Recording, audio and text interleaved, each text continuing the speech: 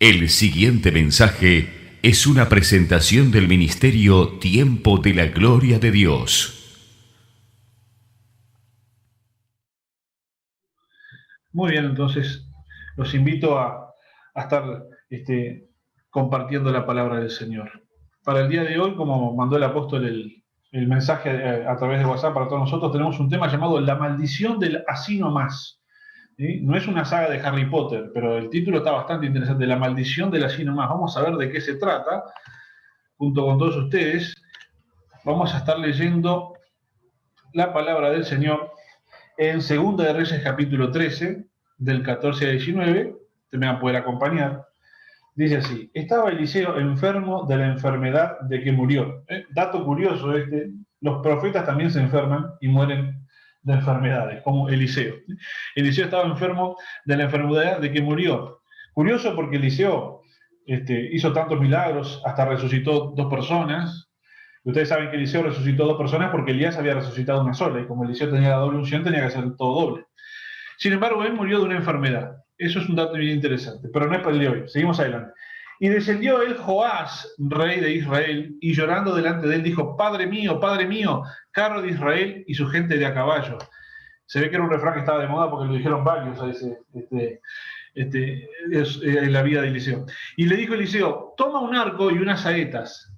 Tomó él entonces un arco y unas saetas. Luego dijo Eliseo al rey de Israel: pon tu mano sobre el arco. Y puso él su mano sobre el arco.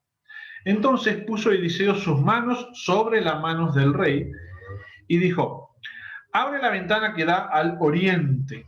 Y cuando él la abrió, dijo Eliseo: tira. Y tirando él, dijo Eliseo: saeta de salvación de Jehová y saeta de salvación contra Siria, porque herirás a los sirios en Afec hasta consumirlos. Y le dijo, y le volvió a decir: toma las saetas. Y luego que el rey de Israel las hubo tomado, le dijo: golpea la tierra. Y él la golpeó 3 veces y se detuvo. Entonces el varón de Dios, enojado contra él, le dijo: al dar 5 o 6 golpes, hubieras derrotado a Siria hasta no quedar ninguno. Pero ahora solo 3 veces derrotarás a Siria. Muy bien, en este pasaje nosotros tenemos 2 personajes. Uno es Joás, el rey de Israel, y el otro es el profeta Eliseo. El profeta Eliseo acá se encuentra ya en los últimos días de su vida, y el rey de Israel, Joás, tiene una entrevista con Eliseo. Y Eliseo ya padecía la enfermedad que lo iba a llevar a la muerte. En este contexto, Joás está preocupado porque Israel se enfrenta a los sirios y hay una inminente guerra que se está por desatar, y Joás se entrevista con Eliseo a ver cuál iba a ser el futuro de Israel en esa guerra. ¿Sí? Y lo que nosotros acabamos de ver es un acto profético. El profeta Eliseo le pide al rey Joás que tome una flecha y que abra una ventana y que tire una flecha. Y luego le pide que tome las demás flechas que tenía y las arroje contra el suelo. ¿Sí? Esto vamos a entender y vamos a explicar ahora que se trataba de un acto profético. Y los actos proféticos eran algo bastante comunes en la antigüedad, pero no solamente en la antigüedad, sino también en el Nuevo Testamento se recoge también algún acto profético. ¿Sí? Mediante los actos proféticos, los profetas solían dar un mensaje de parte de Dios. Y los actos proféticos necesariamente deben ser tomados en serio. Parecen una locura, pero su simbolismo es sagrado y no deben tomarse a la ligera ni deben tomarse en vano. ¿Sí? Ustedes pueden imaginarse que creer que por tirar una flecha al aire, ¿sí? o por tirar varias flechas contra el piso, uno va a ganar una guerra, es una locura. ¿Sí? Pero eso es precisamente lo que el profeta le pide al rey que haga. ¿Sí? Cuando el rey está tomando el arco y la flecha y la está estirando, dice la Biblia que el profeta puso sus manos sobre las manos del rey, y ahí él estaba señalando que Dios era el que le iba a dar tanto la fuerza como la guía en la batalla. La flecha, dice, abrió la ventana hacia el oriente, la flecha es lanzada hacia el este, que es en dirección a donde estaba Siria, y cuando la flecha sale en su viaje, nosotros lo leímos, dice que el profeta hace una declaración profética, dice: saeta de salvación, saeta de Jehová contra Siria, porque herirás a los sirios en Afec hasta consumirlos. ¿Sí? Es decir, no se trataba sencillamente de una simple flecha lanzada al aire. Era todo un mensaje de parte de Dios que anunciaba la victoria que Israel tendría sobre los sirios en Afec. Pero por lo que vimos claramente, parece que el rey Joás no le daba mucha importancia al acto profético. Inmediatamente después Eliseo le manda a Joás a tirar flechas contra el piso. Joás parece que ya estaba algo fastidiado de andar haciendo estas tiradas de flechas que para él parece que eran el santo botón. Pero si la primera flecha que lanzó Joás era un anuncio de salvación, las siguientes flechas que el profeta le manda a tirar, sin duda tendrían un buen mensaje. Pero a juzgar por el enojo que tiene el profeta, el rey Joás apenas lanzó 3 flechas de su aljaba y las lanzó de mala gana, en lugar de vaciar toda la aljaba de flechas contra el piso. Y entonces el profeta le responde y le dice, al dar 5 o 6 golpes, recordemos que él solamente dio 3 flechazos, hubieras derrotado a Siria hasta no quedar ninguno. Pero ahora solo 3 veces derrotarás a Siria. Así que nosotros podemos de acá obtener una conclusión muy sencilla, pero muy profunda. Esto es lo que le dijo el profeta, y la conclusión es esta que ustedes ven acá. La propia actitud de Joás limitó la bendición de Dios en su vida. ¿Sí? Porque acá el profeta es claro, le está diciendo, si hubieras hecho esto con ganas, si me lo hubieras tomado en serio, el mensaje que te estoy dando, si hubieras respetado el acto profético que estamos haciendo, la bendición de Dios sobre tu vida se iba a extender de forma definitiva hasta derrotar a todos tus enemigos. Pero como lo hiciste de mala gana, no lo hiciste tomándotelo en serio, ¿sí? Lo hiciste con fastidio, y encima hiciste poco, hiciste solo 3 golpes, bueno, ahora solamente lo vas a derrotar 3 veces a los sirios. Entonces la propia actitud de Joás limitó la bendición que Dios tenía para él. Dios tenía mucha más bendición, pero por su actitud no pudo recibirla toda. Esto es lo que nosotros llamamos la maldición del así nomás. Se le pidió al rey que haga algo y lo hizo así nomás, sin tomárselo en serio, con desidia, con dejadez.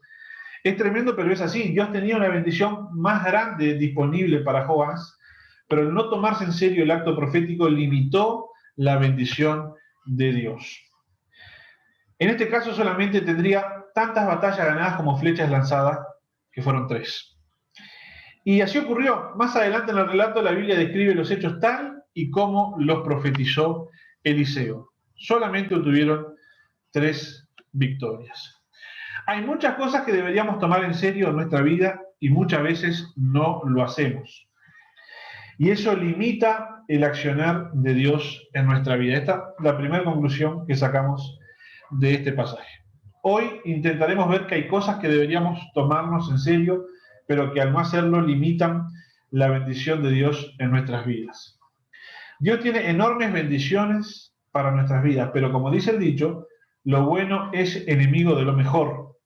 Al recibir algunas bendiciones, nos conformamos con ellas y resignamos la posibilidad de seguir creciendo y alcanzar nuestro máximo potencial. Vamos a leer ahora Romanos capítulo 12. Dice, no os conforméis a este siglo, sino transformaos por medio de la renovación de vuestro entendimiento para que comprobéis cuál sea la buena voluntad de Dios, agradable y perfecta. La expresión este siglo es una expresión que se refiere al mundo cotidiano que nos rodea, con sus costumbres y sus tradiciones. Y es fácil quedarnos conformes, como dice acá y lo acabo de resaltar, con lo que el mundo nos ofrece. Nos podemos quedar conformes con un buen trabajo, conformes con una buena casa, etc. Muchas personas viven materialmente bien en este mundo y no tienen inquietudes por Dios. No ponen a Dios en primer lugar, ni le dan importancia. No toman en cuenta a Jesús cuando arman su agenda, sus objetivos. Lo importante es otra cosa, no lo es ni Dios, ni su palabra, ni la iglesia.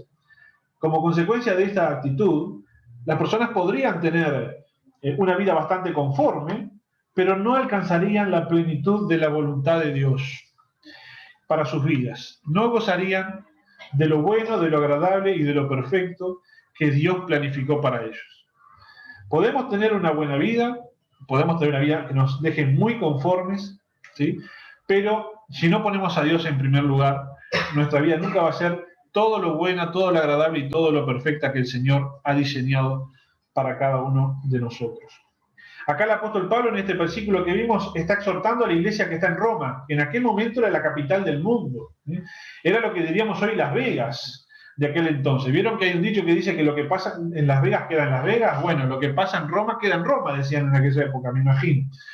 Roma estaba plagada de cuánta diversión y cuántos placeres podía el hombre de aquel siglo imaginar. Era muy fácil para un cristiano que vivía en Roma distraerse con todo lo que Roma tenía para ofrecerle a las personas y conformarse. Y lo mismo nos puede pasar a nosotros hoy en día. El mundo tiene cosas para ofrecernos y mantenernos ocupados y entretenidos. Hay mejores cosas que hacer que leer la Biblia. Hay mejores cosas que hacer que ir a la iglesia. Hay cosas mucho más divertidas que hacer que tomarme un tiempo para orar. Ese es el peligro al cual nos vemos enfrentados. Pero vamos a leer Santiago 1, 22. Dice, pero sed hacedores de la palabra y no tan solamente oidores, engañándoos a vosotros mismos. Aún así, quizás algunas personas dedican algún tiempo para oír, puesto que resulta mucho más fácil oír la palabra de Dios que poner por obra la palabra de Dios. Por ejemplo, yo puedo concurrir a la iglesia cada domingo, solo escuchar, y que el resto de mi vida durante la semana sea como si nunca hubiese ido a la iglesia. Ahora, si creemos que por oír solamente está todo bien, aquí Santiago nos está diciendo que nos estamos engañando a nosotros mismos. Es necesario oír, sí, pero en algún momento lo que oigo tiene que necesariamente llevarme a actuar, a cambiar. El mundo tiene mucho para ofrecernos, para distraernos, de prestarle atención a lo importante. Es fácil olvidarnos de tomarnos en serio las cosas de Dios. Y el problema con esto lo describe el apóstol Juan en su epístola, primera de Juan 2:17, que dice así: y el mundo pasa y sus deseos, pero el que hace la voluntad de Dios permanece para siempre. Sería trágico que ocupáramos la mayor parte de nuestro tiempo en las cosas del mundo, en esas cosas que pasan, y no en las cosas de Dios que son eternas. El mundo nos invita peligrosamente a la desidia, a la dejadez, al descuido o a la negligencia, a hacer las cosas así nomás. Vivimos bajo una constante invitación del mundo para hacer las cosas así nomás, principalmente las cosas de Dios. Ahora, imagínate que tú eres el dueño de tu propia empresa. ¿Cómo te gustaría que tus empleados actúen? ¿Como tú mandas o así nomás, como se les ocurre a ellos? Bueno, en la vida ocurre lo mismo. No se progresa haciendo las cosas así nomás, o como a nosotros se nos ocurre. Hay cosas que ya están probadas que funcionan de una determinada manera, pero hay una rebeldía innata en el ser humano que le lleva a querer hacer las cosas como se le cante para llegar a ciertos resultados. A mí me pasó eso, tuve una experiencia así en uno de los trabajos que tuve hace muchos años, cuando todavía tenía pelo en esta zona, ¿verdad? Que era profesor particular. Yo fui profesor particular. Y yo por lo tanto, tenía claro cuáles eran los métodos y las fórmulas que un alumno tenía que utilizar para poder resolver los problemas. Pero aún así yo tenía alumnos que insistían en hacer las cosas a su manera. Y eso era bastante curioso porque por hacer las cosas a su manera terminaron precisando un profesor particular. Pero bueno, es una actitud bastante típica del ser humano. Ahora, existen muchas maneras de descuidar nuestra vida espiritual. En ocasiones, por ejemplo, las necesidades materiales nos obligan a descuidar nuestra vida espiritual. Pasar momentos de dificultad material a veces nos obliga a dedicarnos excesivamente al trabajo, por ejemplo, y nos quita tiempo para lo importante. Mucho trabajo no nos permite organizar nuestro tiempo adecuadamente para leer la palabra de Dios, para concurrir a su casa, para orar, etc. Muchas veces es una combinación de mucho trabajo y de pasar muchas horas preocupándonos. Pero hay valores que sirven para nuestra bendición, aunque muchas veces el aplicarlos en nuestras vidas no muestren un resultado tan inmediato. A veces hacemos las cosas así nomás, porque si las hiciéramos de otra manera, pensamos que en realidad el resultado va a ser exactamente el mismo. Entonces, ¿para qué dedicar más esfuerzo si el resultado va a ser el mismo? Pero lo cierto es que en realidad si nosotros hacemos las cosas con compromiso, con buena actitud, eso va a terminar redundando en mayor bendición para nuestras vidas. Al rey Joás le pasó eso. Si yo hago esto de las flechitas así nomás, ¿qué tendrá que ver esto con la guerra que voy a pelear? Sin embargo, eso tenía mucho que ver con la guerra que iba a pelear y no pudo vencer en su totalidad a los enemigos. El compromiso y la buena actitud son siempre la evidencia de lo que hay en nuestro corazón. Por eso a las cosas que son importantes siempre le ponemos compromiso y siempre le ponemos muy buena actitud. ¿Sí? Y para las cosas que no son importantes son las que por lo general hacemos así nomás. Así que cuando nosotros hacemos algo así nomás, estamos diciendo que ese algo que estamos haciendo para nosotros no es de lo más importante en nuestras vidas. ¿Sí? Por ejemplo, ser puntuales en nuestro trabajo. Ser puntuales en nuestro trabajo no nos hace más espirituales. Pero ser puntuales es una característica de la gente exitosa. O usted se imagina una empresa exitosa en la que los clientes nunca saben a qué hora la empresa va a abrir. ¿Usted imagina un empleado llegando tarde a su trabajo todos los días y llegando a gerente? Está complicado imaginar eso, ¿no? Muchas veces la impuntualidad también es hija de el no pasa nada. No pasa nada si llego tarde a la iglesia, no pasa nada si llego tarde a la célula, mis hermanos me entenderán. No pasa nada si llego tarde al trabajo. No pasa nada si abro el negocio 5 minutos más tarde, o 10 minutos más tarde. Bueno, no pasa nada, no, en realidad sí pasa. Tener un negocio y abrirlo todos los días a una hora distinta hace que la gente nunca sepa que ahora va a estar abierto, se termina buscando otro negocio para comprar. Entonces el no pasa nada es una actitud que retrasa el progreso de nuestras vidas. El no pasa nada y el lo hago así nomás termina retrasando el progreso en nuestras vidas. Y no lo digo yo, lo dice el Señor Jesucristo acá en Lucas 16:10. Dice, el que es fiel en lo muy poco, también en lo más es fiel. Y el que en lo muy poco es injusto, también en lo más es injusto. Pues si en las riquezas injustas no fuiste fieles, ¿quién os dará lo que es? ¿Quién os dará lo que? Uy, acá escribí mal, Bueno, si en las riquezas injustas no fuiste fieles, ¿quién os dará lo que? ¿Quién os confiará lo verdadero? Y si en lo ajeno no fuiste fieles, ¿quién confiará lo vuestro? Bueno, quedó al revés acá escrito este pasaje, sepan disculpar. Se ve que no lo revisé, pero la pregunta acá es, ¿quién nos dará, si en las riquezas injustas no fuiste fieles, quién nos confiará lo verdadero?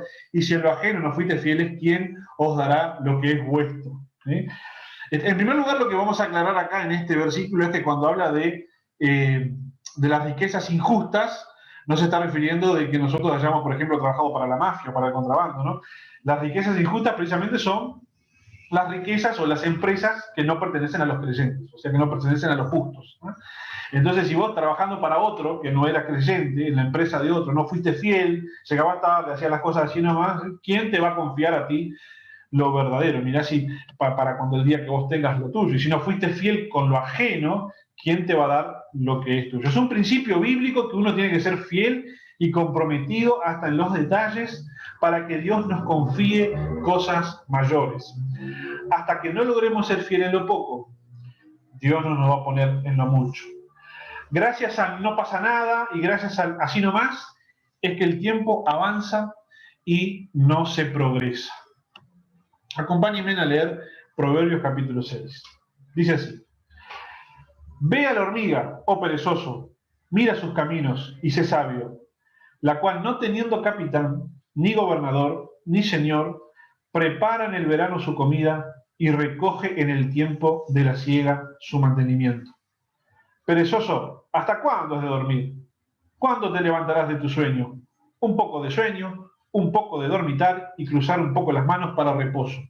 Así vendrá tu necesidad como caminante y tu pobreza como hombre armado. Proverbios 6, del 6 al 1. Con este ejemplo maravilloso de laboriosidad, actividad, diligencia y planificación, que es la hormiga, Dios nos presenta un estímulo para que salgamos de nuestra indolencia y nos hagamos activos y diligentes. Nadie tiene que decirle a la hormiga lo que tiene que hacer. No anda esperando que otro le esté encima insistiendo. Lo que ella hace por instinto, nosotros debemos de hacerlo por convencimiento y por conveniencia personal. La Biblia nos advierte en este versículo que acabamos de leer las consecuencias de la indolencia del perezoso. Que el perezoso no es más que un holgazán que no tiene dominio propio. Apenas hemos comenzado a trabajar, la pereza y el sueño, que son compañeros inseparables, nos vencen y nos inutilizan para cualquier actividad que exija esfuerzo y sacrificio. ¿A cuánto nosotros no nos cuesta levantarnos de mañana? Ustedes saben que hay un pequeño demonio que se llama Sabanás, que nos agarra cuando estamos en la cama así y no nos suelta, y hay que hacer liberación para levantarnos temprano y salir a trabajar, ¿no? Porque la pereza y el sueño van de la mano. Ahora, la inevitable consecuencia de la pereza, del sueño, de la desidia, de la indolencia, del así nomás, del no pasa nada, la consecuencia, dice el proverbio que vamos a leer, es la pobreza y la miseria, que vendrán con la rapidez del que lleva el correo y lo inesperado del ladrón armado. Esto es lo que dice ahí. Dice, así vendrá tu necesidad como caminante, se está refiriendo al correo, porque en aquel momento el correo iba a pie, era gente que llevaba mensajes, mensajeros. Y tu pobreza como hombre armado, es decir, si nosotros no vencemos esa tendencia a la pereza, esa tendencia a hacer las cosas sin más, esa tendencia a la desidia, si no la vencemos con la rapidez con la que se enviaba un correo en aquella época, porque hoy se envía un correo electrónico más rápido que en aquella época, ¿no? Y con la sorpresa cuando viene un ladrón armado, así va a venir la pobreza y la miseria. Y ya que estamos hablando de indolencia, ya que estamos hablando de pereza, ya que estamos hablando de hacer las cosas y demás, vamos a cerrar con este pasaje que está en Jeremías 48:10 y que seguramente nos va a impactar a todos. Maldito el que hiciere con pereza la obra de Jehová. Maldito el que hiciere con pereza la obra de Jehová. Así dice el Señor en el profeta Jeremías 48:10. ¡Pum! Un piñazo a la mejilla. Bueno, vamos a explicar un poco este pasaje que es tan fuerte, ¿no? En primer lugar, es necesario tener en cuenta, que todos tengamos en cuenta cuando leemos principalmente el Antiguo Testamento, ¿sí? Es que los orientales tenían esa propensión a las frases radicales, ¿no?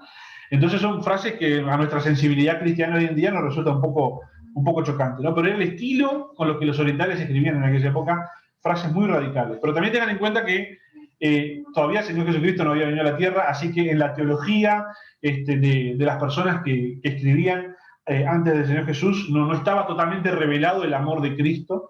Entonces eso también influía en la forma de expresarse. Entonces el tipo mete ahí ese maldito el que hiciera la obra de Jehová con pereza, que se está refiriendo en ese pasaje específico a una guerra que se iba a llevar adelante y había que derrotar a un determinado pueblo por orden de Dios. Entonces Dios le da ese mensaje al ejército: ojito con hacer con pereza la guerra, porque había una orden de exterminio muy concreta. Bueno, pero si nosotros le damos marco a esta expresión y la entendemos de manera adecuada, no deja de ser primero contundente, porque cuando Dios pronuncia una maldición es contundente, ¿sí? Pero contundente contra cualquier instrumento usado por Él para cumplir su misión. Y nosotros somos instrumentos que el Señor usa para cumplir su misión, ¿sí? Entonces no podemos hacer con pereza la obra del Señor, no podemos hacer las cosas de Dios indolentemente o de manera negligente, mediocre o imprecisa, ¿sí? Es como que si Dios nos estuviese diciendo de forma más chabacana: mira, flaco, si lo vas a hacer así nomás, sería mejor que no lo hagas. No va a traer bendición que lo hagas así nomás. Así que, hermanos, si el Señor nos ha hablado en esta noche, como dice Hebreos 3:15, si oyeres hoy su voz, no endurezcáis sus corazones. Si el Señor nos ha hablado en esta noche a través de este pasaje, de esta palabra, no endurezcamos nuestros corazones, sino más bien pidámosle perdón al Señor por las veces que hemos hecho las cosas así nomás, no solamente en su obra, también en nuestra casa, cuando nuestra señora nos dice hacé la cama y la atendés así nomás, o cuando hay que lavar los platos y los lavás así nomás, en el trabajo, en todos lados donde hemos hecho las cosas así nomás porque total no pasa nada. La palabra del Señor nos enseña que son actitudes que no terminan de traer bendición a nuestras vidas, actitudes que de alguna manera frenan la bendición de Dios sobre nuestras vidas. Y tengamos siempre en cuenta de hacer las cosas del Señor tomándonoslas bien en serio siempre. El rey Joás limitó la bendición de Dios sobre su vida por no tomarse en serio el acto profético que Eliseo le estaba encomendando que hiciera. Que si ustedes se penen a pensar, no le costaba nada. ¿Verdad que no costaba nada tomarse unos minutos para tomarse en serio la entrevista con Eliseo y tirar todas las flechas que Eliseo le pedía? No le costaba nada. De la misma manera que nosotros también en nuestra congregación, por indicación del Señor, también realizamos, cuando el Señor así lo indica, actos proféticos, ¿sí? Y tenemos que hacerlo siempre con fe no en el acto, sino con fe en el Señor, que es el que nos está dando el mensaje, quien es en definitiva que nos está dando la orden de hacerlo. Ustedes, por ejemplo, saben, recuerdan que nosotros realizamos ciertos actos proféticos que son parte de la iglesia y que se hacen cada vez que ocurre algo. Por ejemplo, cada vez que una familia obtiene una casa, cada vez que alguien se compra una casa, cada vez que alguien se compra un auto, realizamos el acto profético de pasar al frente y tocar la llave. ¿Y qué puede tener, qué sentido tiene tocar una llave? ¿Qué sentido tiene hacer eso? Me voy a ganar una casa, alguien me va a dejarme un auto estacionado en la puerta de casa porque pasé y toqué la llave de que se compró. Bueno, con esa misma actitud el rey Joás dijo, ¿de qué sentido tiene que tire 3 flechas al piso? Que me canse tirando la flecha, yo necesito vencer a los sirios.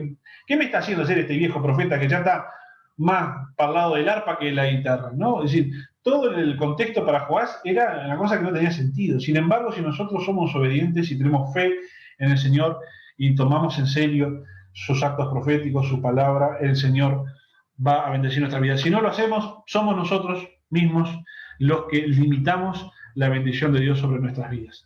Así que, hermanos, les voy a invitar a que estemos culminando este mensaje en oración, todos juntos, y luego de esto ya le pasamos al apóstol para que continúe con la reunión. Les invito a inclinarse para estar orando.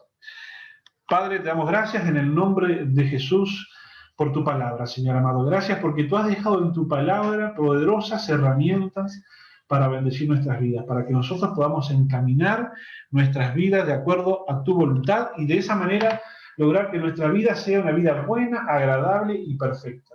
Porque esa es tu voluntad, Señor amado. Que no nos dejemos engañar si acaso estamos conformes con el nivel de vida que hemos adquirido, si acaso estamos conformes con nuestra casa, con nuestro trabajo, con nuestra vida, y decimos, está bien, no necesito más que esto, y entonces de esa manera quizás estar saliéndonos de tu voluntad. Señor, lo único bueno, agradable y perfecto en nuestras vidas no es lo que nosotros querramos lograr o podamos lograr con nuestra fuerza, sino es tu voluntad. Y al hacer tu voluntad, Padre Celestial, permítenos poder desarrollar el dominio propio para vencer la pereza, la negligencia, Señor, para vencer el así nomás tan cultural que tenemos, el no pasa nada. Señor, nosotros en esta hora queremos renunciar a todo eso. Te decimos, Padre Celestial, delante de tu presencia que renunciamos. Renunciamos a ese tipo de actitudes, a ese tipo de desidia, del así nomás, del no pasa nada. Renunciamos a eso. Y delante de ti, Señor, anhelamos y queremos comprometernos a ser, Señor, personas comprometidas, de buena actitud, que hacen las cosas con fidelidad, Padre Celestial. Perdónanos si alguna vez hicimos algo así nomás, en la empresa, en el trabajo, en el ministerio, en nuestra casa, pensando que no pasa nada, o pensando es la empresa de otro, o pensando, bueno, es la iglesia, lo que sea, Padre Celestial. Perdónanos, Señor, por aquellas actitudes que hemos hecho con indolencia, Padre, y permítenos que podamos desarrollar un espíritu activo, un espíritu proactivo, un espíritu, Padre Celestial, que esté siempre pensando en hacer todo con excelencia, en hacer todo con la perfección, que seamos como la hormiga, que nadie nos tenga que venir a decir qué hacer, que nadie tenga que estar encima nuestro, sino que de nosotros mismos surja el instinto de hacer lo que hay que hacer con diligencia, con cuidado, con detalle, Señor amado, siempre con esfuerzo, con dedicación. Señor, te pido en esta noche que bendigas a cada uno de los hermanos, que esta palabra pueda ser de bendición para nosotros y que podamos aplicarla, que podamos ver la recompensa, que podamos ver el fruto de tu palabra aplicada a nuestras vidas. Señor, damos gracias por cada uno de nuestros hermanos y por cada una de las familias que están aquí hoy representadas y reunidas en esta reunión virtual, que tu bendición esté cayendo sobre cada uno de ellos, que tú estés abriendo puertas, respondiendo oraciones en este tiempo y que estés alimentando la fe de cada uno de mis hermanos, Padre. Te damos gracias, Señor, por eso. Te bendecimos, te exaltamos en esta noche, en el nombre de Jesús. Y si ustedes lo creen, digan amén bien fuerte ahí donde estén, aunque nosotros no escuchemos, pero denle gloria a Dios, digan amén. Y apóstol, todo suyo. Amén, amén. Linda palabra. Evidentemente te da ganas de seguir, ¿no? De seguir escuchando y de seguir atesorando todas esas cosas tan hermosas que sirven, en definitiva, para nuestra vida diaria. Qué lindo, qué lindo. Tal cual la hormiga, tal cual la hormiga. Mirá qué cantidad de hormiguitas que hay acá.